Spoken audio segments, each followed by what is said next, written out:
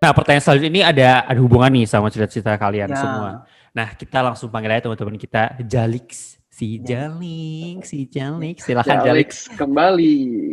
ya. Ayo Nah, bacakan Leaks. ya, jadi pertanyaan keduanya menyambung yang tadi. Nih, setiap kita kan pasti pengen nih punya teman yang baik, nggak toksik, nggak beracun, nggak poisonous kayak tadi tuh. Nah, tapi kita kadang kalau kita yang toksik.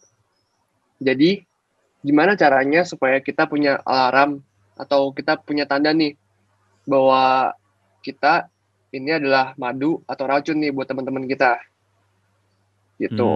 Oke. Intinya gimana cara taunya tuh kita tuh sebenarnya jangan-jangan Toxic. kita yang toksik Ya. gitu kali ya. Iya, buat jangan-jangan kita yang toxic. buat Nah, kalau dari introspeksi diri.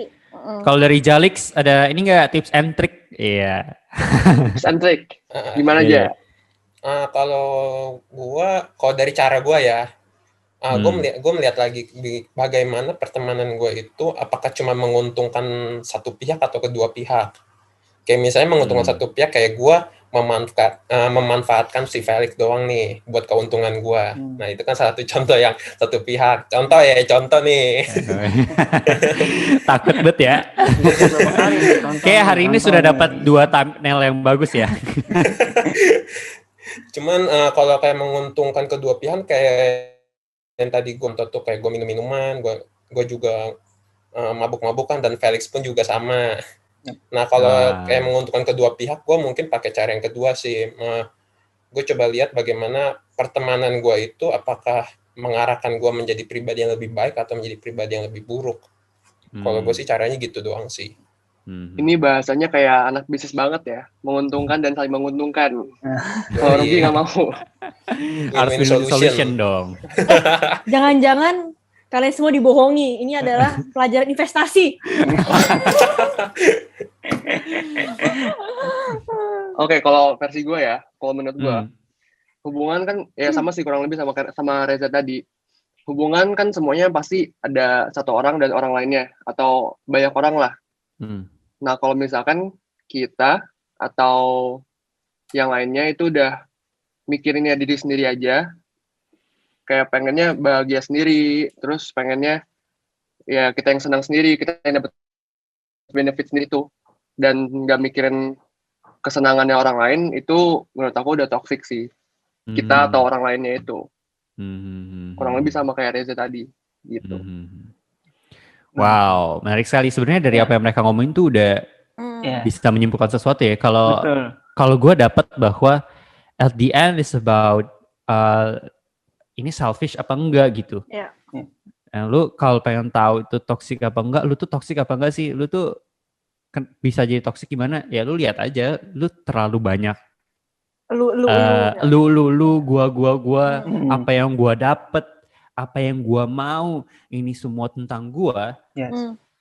Atau enggak gitu. Kalau misalkan lu terlalu banyak, aduh nanti gua gimana? Loh, gua nggak dapet ini dong. Loh, guanya tersakiti loh.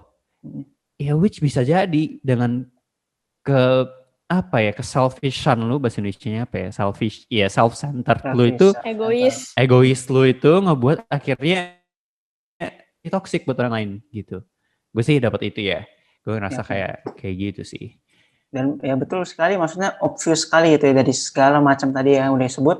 Karena ya itu doang sih selfish. Dan banyak banget gitu ya. Maksudnya selfish itu bisa luas sekali gitu. Lu bisa mentingin diri lu sendiri. Tadi lu udah bilang juga udah tentang lu-nya doang. Bisa jadi juga dia nggak suportif. Lu ada buat dia, tapi pas lu butuhin dia nggak ada buat lu, dan sebaliknya gitu ya. Bisa juga ini ya, bisa juga banyak sih ya, selfish itu bisa juga dia ngarahin lu untuk beli sesuatu yang lu nggak mau, atau dia bisa ngarahin lu untuk lakukan yang sebenarnya lu nggak nyaman. Nah itu kan udah termasuk hal yang ngarah ke selfish. Dan selfish ini maksudnya secara sadar nggak sadar ya, karena kan orang ada yang maksudnya ada orang yang beberapa kayak sadar, intinya kayak gue nggak tahu gue, tapi ada beberapa orang yang kayak nggak sadar karena itu di alam bawah sadar dia, maksudnya secara sifatnya dia emang udah kayak gitu, dan background di keluarganya mungkin kayak emang udah kebiasa kayak gitu, jadi ketika dia berinteraksi sama orang, bagi dia itu normal. Tapi kan orang kan kayak kenapa lu begini, kayak kok lu begitu gitu loh, jadi kan pasti ya dia nggak sadar tapi orang kayak lihat kok kenapa gitu.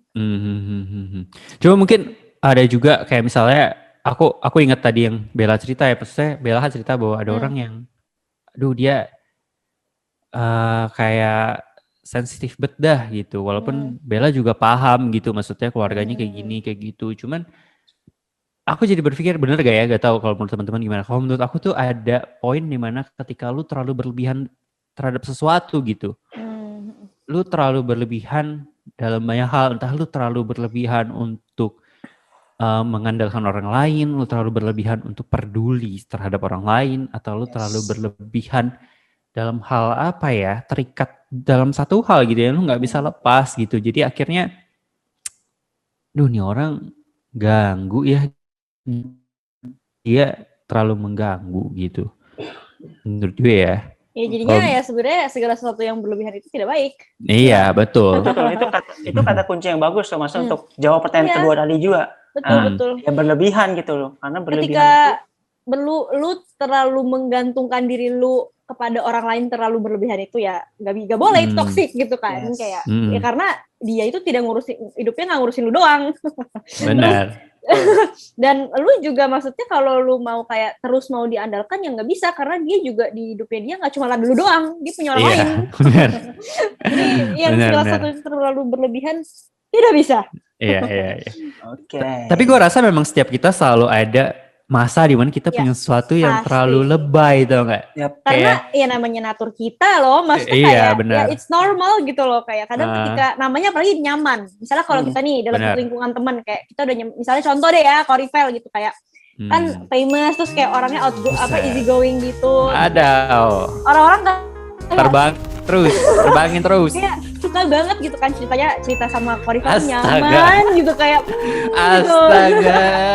Jadinya contoh sangat hiperbola saudara-saudara. Contoh.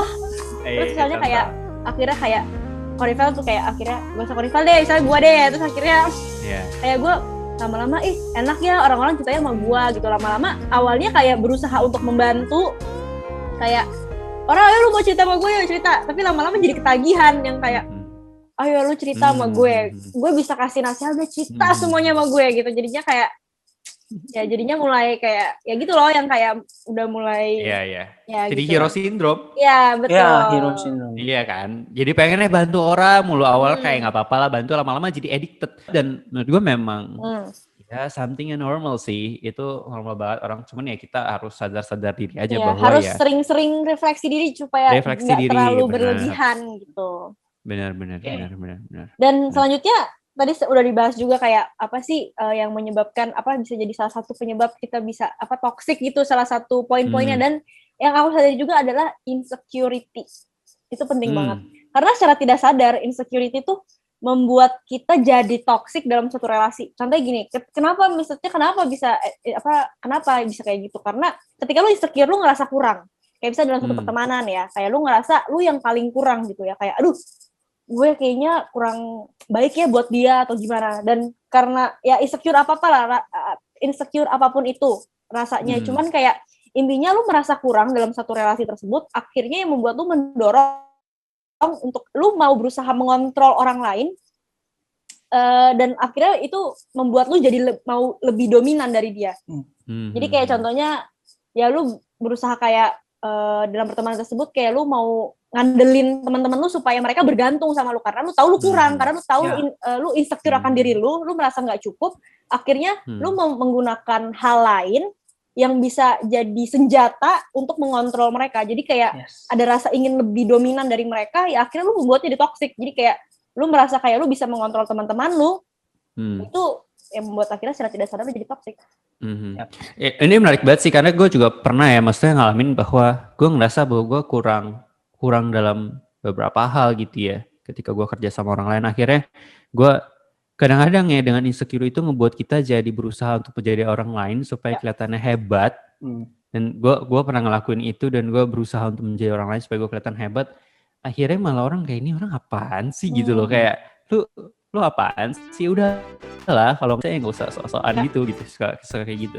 Nah it's something yang menurut gue pasti semua kita pernah ngalamin itu. Penasaran kan sama jawabannya? Yuk nonton part 3-nya.